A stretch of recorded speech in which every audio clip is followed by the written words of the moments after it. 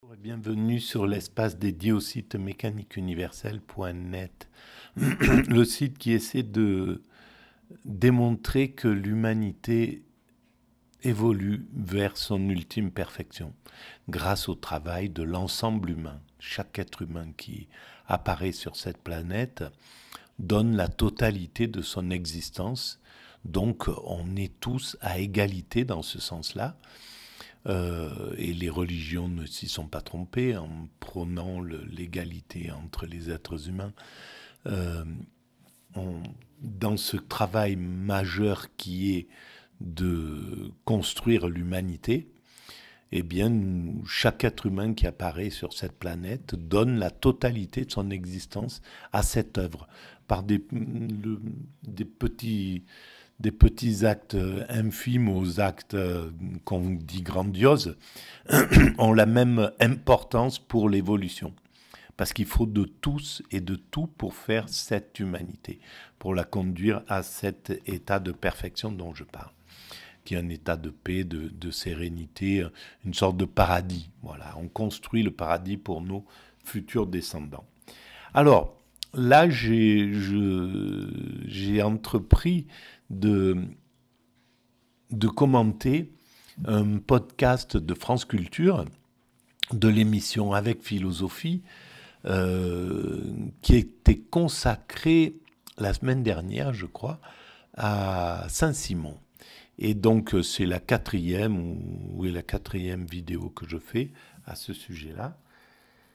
Et je lance, et puis je commente, voilà, je mets mes commentaires, et en lien avec ça me permet en fait de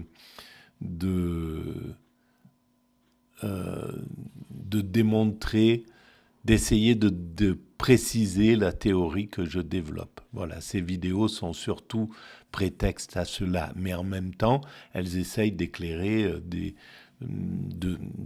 des philosophes comme par exemple Saint-Simon. Là, c'est sur Saint-Simon, Auguste Comte, enfin tout le Saint-Simon et le saint-simonisme, et le faire éclairer par des gens qui ont un talent extraordinaire, des universitaires, des professeurs, des philosophes. Il y a Pierre Musso, Michel Riot-Sarcé et Margarita Pugnaletto, voilà, qui sont des doctorants, des chercheurs, des historiens politiques. Alors on y va, je lance et je commente. Allons-y. Quel est le problème ?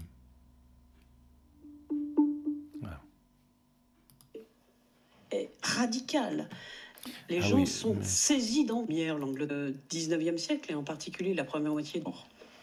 Mais les trois, Michel, je vous en prie, les trois périodes Michel, en question, il faut comprendre que c'est pas simplement Saint-Simon qui les ponctue, il est contraint par la société.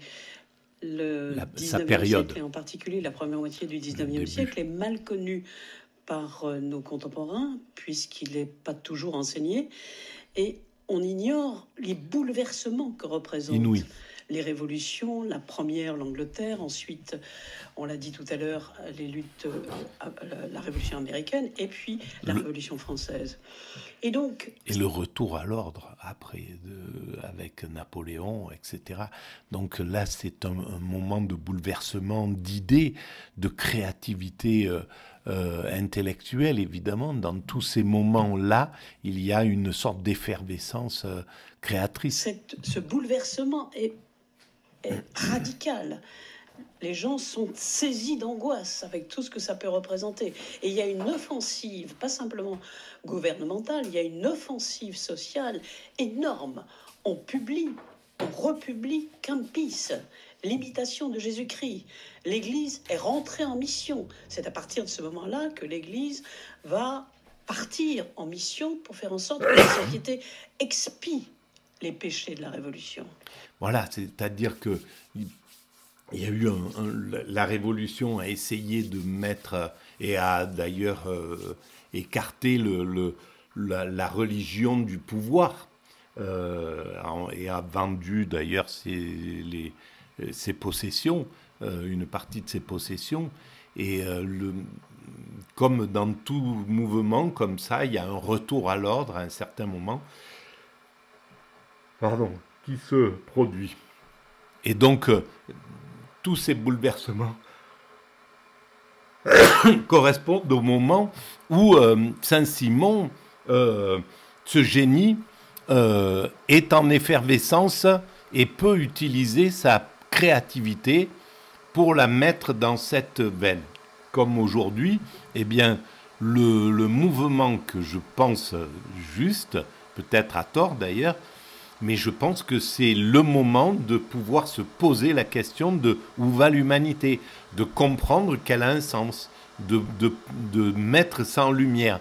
Et je pense que c'est en gestation dans l'humanité, cette idée. Elle va émerger. Voilà, c'est, pour l'instant, elle est underground, mais elle est vitale.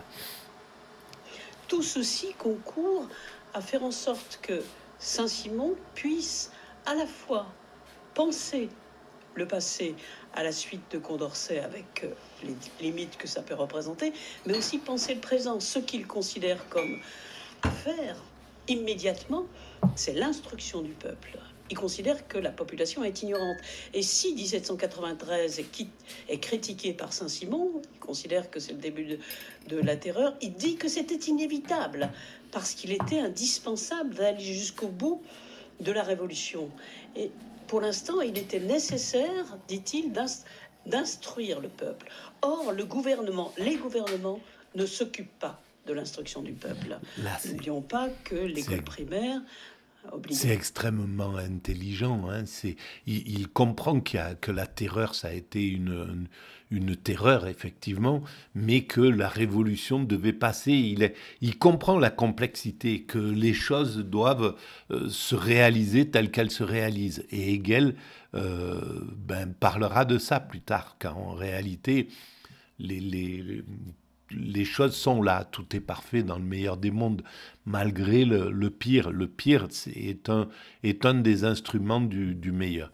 Et que l'éducation est quelque chose de fondamental. Et on voit la différence entre 1700, cette époque-là, et l'instruction aujourd'hui obligatoire. L'instruction servait à quelques élites, à peut-être 5% de la population. En réalité, avait accès à cette date de la réforme de Guizot. Et donc, cette dimension du savoir est extrêmement importante. Et là, il est l'héritier de Condorcet. Pour lui, c'est l'instruction qui compte, non pas l'éducation, mais l'instruction, c'est-à-dire instruire. Il a même imaginé que les ouvriers français, dans son imagination, les ouvriers français pourraient accéder à une intelligence supérieure par rapport aux ouvriers anglais. Cette dimension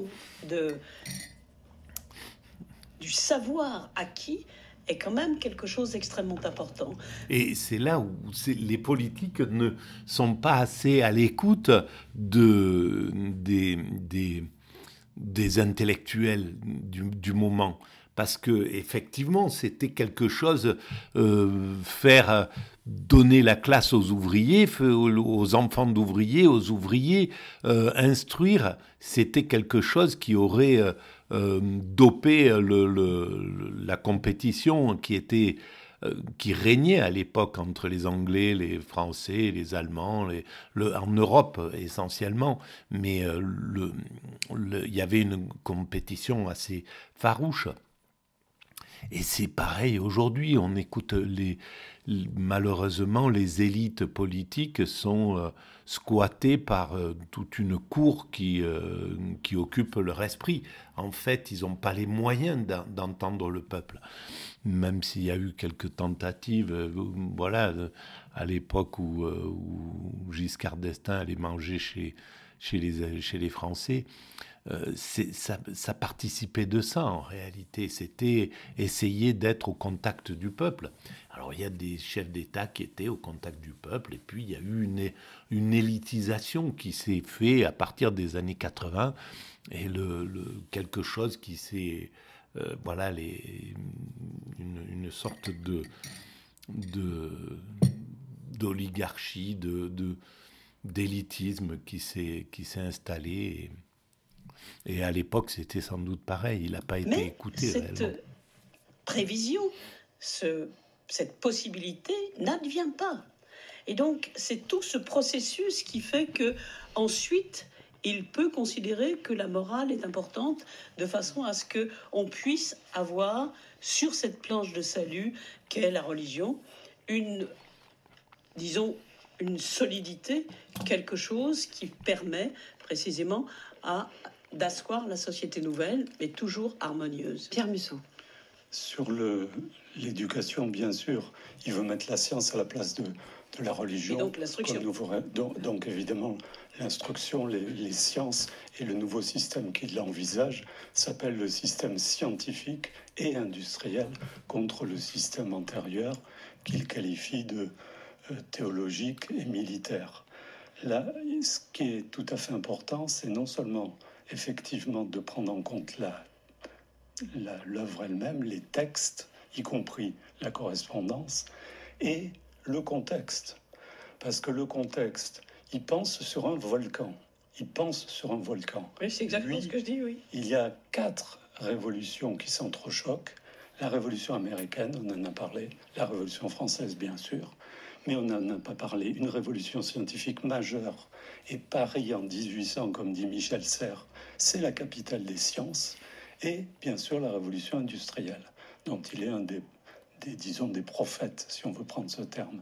Donc 4 révolutions, 8 constitutions entre l'Ancien Régime et la deuxième ou la troisième restauration, 8 constitutions. Et on comprend mieux parce qu'il est extrêmement opportuniste. Pourquoi fait-il sa philosophie des sciences pendant l'Empire ? Il y a une censure énorme. Donc il ne va pas être censuré sur l'épistémologie et la philosophie des sciences. Là, il fait le travail avec les idéologues qui veulent une science de l'homme. C'est un groupe, il faut expliquer. Les idéologues, voilà, les idéologues, c'est un groupe... d'études de Tracy, c'est un groupe de penseurs. Et le mot était encore positif, il deviendra tellement négatif après, avec Marx, puis au XXe siècle. C'est Napoléon qui les qualifie d'idéologues. Voilà. Il faut juste dire que c'est le sens du mot au début du 19e siècle. Vous avez raison. Oui, au début du 19e, ce sont les penseurs après la Révolution qui veulent poursuivre intellectuellement l'œuvre de la Révolution, qui passent aux affaires en 95 au pouvoir. On peut dire que ce sont les idéologues du Directoire même. Et Napoléon va les qualifier d'idéologues pour les discréditer. Saint-Simon, dans cette période-là, sous l'Empire, fait une philosophie des sciences. Quand vient la Restauration au début libérale, disons entre 14 et 19, il va devenir libéral industrialiste, comme beaucoup, comme Benjamin Constant, comme Dunoyer et Charles Comte, qui pilotent la revue Le Censeur, etc. Et à partir du procès de 1820 dont j'ai parlé, du retour des ultras, là, il change de registre et il devient non pas simplement réformateur politique et industriel. On a mis le zoom uniquement sur cette période, sur la période 14-20, parce qu'il y a les grandes images qu'on a évoquées, la querelle, la parabole, mais des images, il en fait du début à la fin. C'est une façon, pour lui, il crée des fictions, par exemple la souscription devant le tombeau de Newton, par exemple la disparition des églises dans le nouveau christianisme. Il crée des fictions parce que c'est une façon de créer des concepts. Sa méthode, je n'ai pas le temps de le développer aujourd'hui, mais sa méthode, c'est de faire des fictions conceptuelles. Et de la même façon, vous évoquiez Charlemagne au début de l'émission. Pas moi, hein. J'ai évoqué une fiction qui le met dans la filiation de Charlemagne. C'est presque un peu ridicule et mégalo. Oui, absolument. Et ça, c'est dans sa famille. On se dit tous, les comtes du Vermandois descendent de Charlemagne. Son père est tout à fait là-dedans. Il répète cette histoire de Charlemagne, mais Saint-Simon s'en sert pour faire de Charlemagne un personnage conceptuel. Il n'y croit absolument pas. Personnage conceptuel au sens de Deleuze et Guattari, c'est-à-dire d'incarner une idée. De la même façon, Newton incarne l'idée de la science au pouvoir. De la même façon que quand il veut parler de Dieu dans le nouveau christianisme, il fait de Dieu une idée, comme Charles Dupuis, c'est-à-dire un personnage conceptuel. Si on ne rentre pas précisément dans l'œuvre, on ne voit pas comment il invente des concepts. Et c'est pour ça que c'est un vrai philosophe, contrairement à ce qu'a raconté Gouillet. Je suis totalement en désaccord avec Henri Gouillet là-dessus, et totalement d'accord avec Mons et d'autres, ou Gurvitch. C'est d'abord un philosophe. Le travail du philosophe, c'est de produire et d'inventer des concepts. Et pourquoi il a été tellement interprété et même pillé encore aujourd'hui, c'est parce qu'il y a une multitude de nouveaux concepts. Il a ouvert le champ des possibles, comme disait effectivement Michel, mais il a ouvert une boîte à concepts fantastiques. C'est ça qui est... Et tous ont piqué dedans. Tous y ont été, y compris Marx et Engels, tous. On continue, mais je voudrais quand même que dans vos interventions, si ça ne vous ennuie pas, on évoque aussi les petites trahisons que les Saint-Simoniens ont introduites ensuite par rapport à l'œuvre. Un des problèmes qui se pose, c'est que comme il y a une critique de l'État, il y a une dimension peut-être anarchiste dans Saint-Simon, mais du coup il est aussi récupéré et par les socialistes et par les libéraux, puis finalement par les polytechniciens où il a pioché tous ses secrétaires, c'est-à-dire Augustin Thierry, puis surtout Auguste Comte et enfin Léon Halévy. Et cela, évidemment, il y a toute une culture de l'école polytechnique de gens qui vont être à la tête de l'État et qui se disent non, on ne va pas abandonner la question de l'État, on va la reprendre pour qu'enfin l'État soit plus efficace que cet État désuet et parasite que dénonçait Saint-Simon. Donc la filiation est très problématique. Je vous écoute, Michel Riossarcé.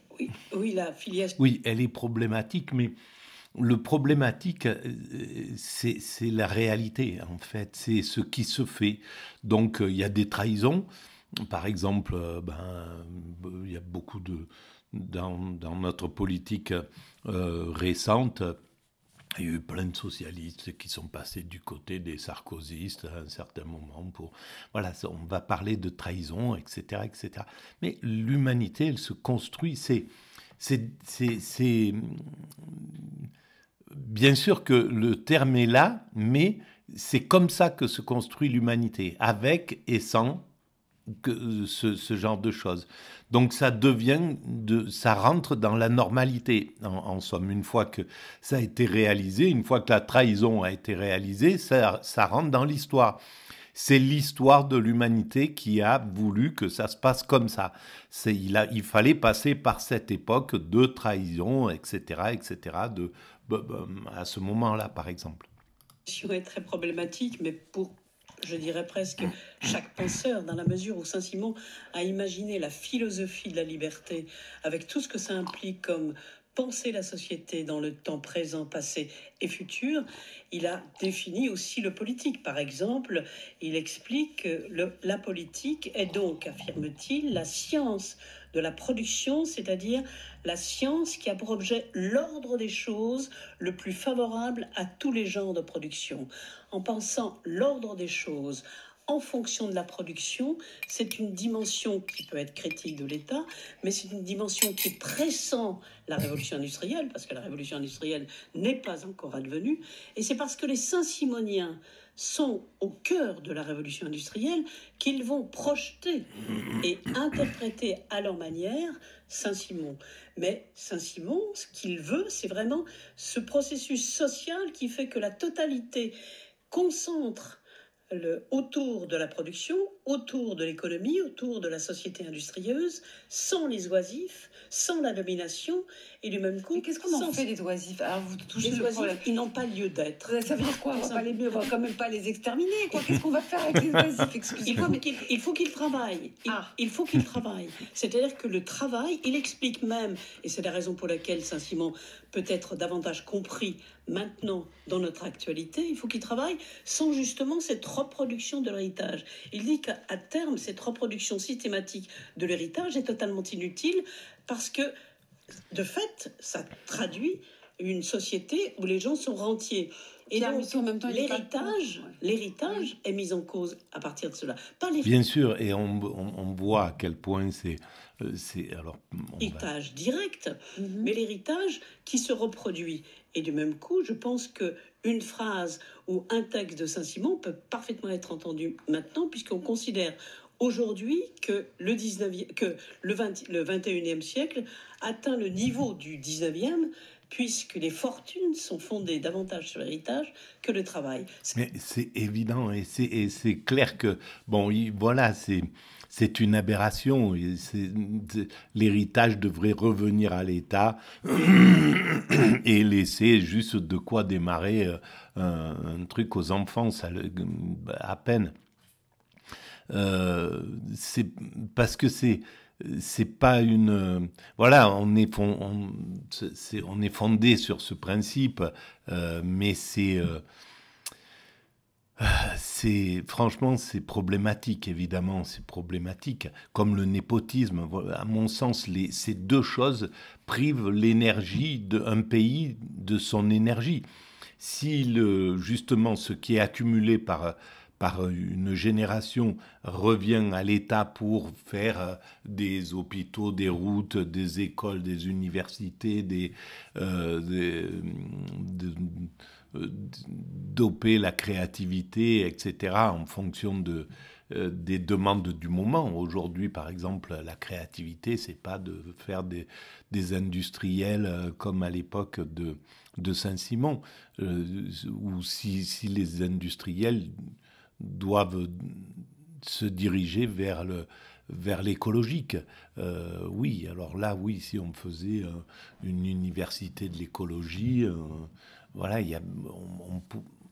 on sait bien que si on veut être à l'avant-garde, ben, il faut viser loin sur ces choses-là. Et le népotisme, c'est la même chose.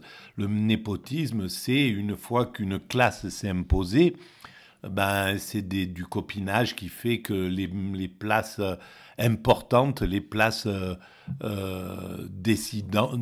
décideurs, eh ben, elles sont données elles sont pas distribuées vers les meilleurs, mais vers les amis des amis, etc., etc.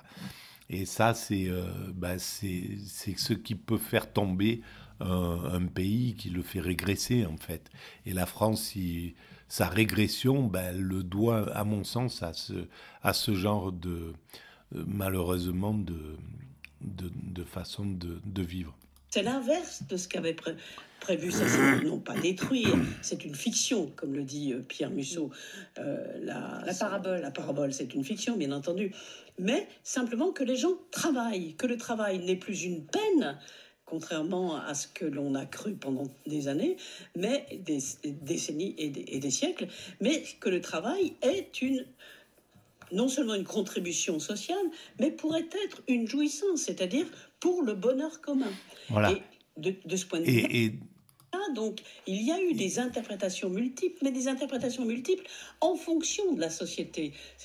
Les Saint-Simoniens sont les contemporains de Napoléon, les Saint-Simoniens sont Napoléon III, les Saint-Simoniens sont les contemporains de la conquête de l'Algérie. Vous comprenez bien ça n'a rien à voir avec l'œuvre, vous pensez, ou au contraire? Non, ils interprètent en fonction d'une actualité. C'est comme tout le monde. C'est pas une trahison en soi. C'est qu'ils interprètent en fonction des nécessités qu'ils estiment du politique ou de l'État ou de la situation. Ils les interprètent à leur manière. Est-ce qu'ils les interprètent? Et je pense que les Saint-Simoniens qui ont suivi la colonisation, ça partait d'un bon sentiment, parce que le sentiment de Saint-Simon, il n'est pas trahi dans le fond. Après, que ça soit que la société, que le système renverse l'idéologie et que la pratique devienne quelque chose d'abusant, c'est autre chose. Je pense que la théorie de vouloir répandre le savoir, de vouloir apporter de la culture, apporter quelque chose, c'était même si c'était complètement aberrant en réalité, parce que c'est une vision narcissique qui cherche pas à comprendre la culture de l'autre qui est déjà présente, qui est là, et qu'est-ce qu'elle a de bon, qu'est-ce qu'on a à apprendre d'elle, qu'est-ce qu'on peut échanger, est-ce qu'on est d'accord pour échanger, pour une colonisation qui aurait été un système humaniste, réellement sous l'angle sans doute de Saint-Simon, c'est quelque chose qui aurait dit, bon ben voilà, on vous apporte ça, on prend de vous tout ce qu'on pense positif, et puis on vous amène le meilleur, vous prenez que ce que vous voulez, c'est vous qui êtes voilà, c'est votre terre, nous, si vous voulez, on vous apporte ça et on partage, et réciproquement, vous venez de notre côté aussi, en Occident. Voilà, ça aurait pu être généreux, effectivement, ça aurait pu se faire, mais il fallait qu'il y ait pas ce narcissisme. Et le narcissisme, il correspond aux 3 ou 4 siècles précédents. Hein. Il s'est construit dans les conquêtes de l'Amérique, etc. Voilà comment s'est construit le narcissisme occidental qui après fait que c'est une domination qui s'impose et non pas un partage. Pas dans le sens d'un interventionnisme étatique. Est-ce que l'héritage socialiste de Saint-Simon est trahi? Voilà mes dernières questions pour vous, Pierre Musso, s'il vous plaît. La question du travail est bien sûr essentielle puisqu'il veut mettre les producteurs au pouvoir. Mais par industriel, il écrit même un catéchisme des industriels. En 24, il prend non seulement les ouvriers, mais tout, et il insiste beaucoup sur les ingénieurs, qui est une nouvelle catégorie qui émerge, les dirigeants d'entreprise, mais il prend même les banquiers, puisque les banquiers font ce qu'il appelle l'association, l'esprit d'association, c'est-à-dire qu'ils permettent de connecter les différentes filières du travail. La valeur travail, elle est instaurée en fait par Adam Smith et développée par Jean-Baptiste Say. Et donc il est contemporain et familier et ami avec Jean-Baptiste Say, ils échangent, et c'est pour ça qu'il dit la politique et science de la production, c'est parce que Jean-Baptiste Say distingue dans son traité d'économie politique l'économie politique de la politique. Et Saint-Simon dit non, c'est une erreur, Jean-Baptiste Say, on ne peut pas dissocier la politique de l'économie politique. C'est ça. Donc ça, je corrigerai sur l'héritage. L'héritage, c'est typiquement l'interprétation qui vient de l'exposition de la doctrine de Saint-Simon. Car lui n'était pas contre l'héritage. Non, lui, il défend la propriété. Il défend le principe, d'où le débat, est-il socialiste, etc. Il défend le principe. Il est socialiste ou pas? Pas du tout. De mon point de vue, il est proto ou pré-socialisant. Ouais. Pourquoi? Parce qu'à la fin de sa vie, notamment dans la dernière période, il bascule d'un libéralisme industrialiste à ce qu'il appelle l'industrialisme. C'est lui qui invente le terme. Et on a besoin d'un État pour faire ça? Totalement. Et pourquoi les grands corps se reconnaissent? C'est justement quand il y a crise de l'État, et à plusieurs reprises dans l'histoire, il y a crise de l'État. Et à l'époque, Saint-Simon critique l'État, qui fait donc les oisifs. Il met à la place la manufacture, l'industrie. Donc ce qu'il pense, c'est un État-entreprise. C'est un État qui évolue vers, d'où la place des ingénieurs et des managers qui pourraient basculer effectivement. Et l'inspection des finances en France, je dirais, c'est le grand creuset de cette hybridation entre l'État et l'entreprise. Merci beaucoup, tous les trois, Margherita Pugnaletto, Pierre Musso, Michel Riot-Sarcé. Pierre Musso, je rappelle qu'une biographie toute nouvelle d'Henri Saint-Simon est écrite par vous. Elle paraît le 15 octobre chez Fayard. Henri Saint-Simon, philosophe de la société industrielle. À présent, écoutons la chronique de Frédéric Worms. Bon, on voit bien que l'État, on voit ce que peut donner un monde dirigé par les industriels. On se rend compte maintenant à l'expérience aux États-Unis, voilà, c'est l'oligarchie, les Elon Musk et compagnie qui ont vampirisé l'État. Et on voit que c'est catastrophique, quoi. C'est vraiment quelque chose. C'est un bouleversement psychique. C'est une élitisation de l'humanité. C'est y a plus de... Le social disparaît progressivement parce qu'il n'y a plus que l'efficacité qui est vue et une efficacité criminelle en réalité qui n'a rien d'efficace parce que là, par exemple en France, on est en train comme les ouvriers sont maltraités, on les force à travailler, on fait une sorte d'esclavage. Ils sont quelqu'un qui... Voilà, c'est un retour vers l'obligation, vers le travail obligatoire en réalité. Et le travail destructeur, parce qu'il n'est pas, c'est pas un travail apaisant, ça n'a rien à voir avec ce qui voulait Saint-Simon, c'est-à-dire quelque chose d'épanouissant, de joyeux, d'agréable pour l'humain. Alors, il reste quelques travaux comme ça, quelques espaces comme ça, mais globalement, les gens sont maltraités au travail. Ils ne sont pas heureux de travailler depuis le néolibéralisme. Et donc, depuis la toute-puissance de l'État, c'est tout. Des oligarques, je veux dire. Et la disparition progressive de l'État. Voilà. C'était la dernière partie de ce premier podcast sur Saint-Simon. Allons-y, merci, à bientôt.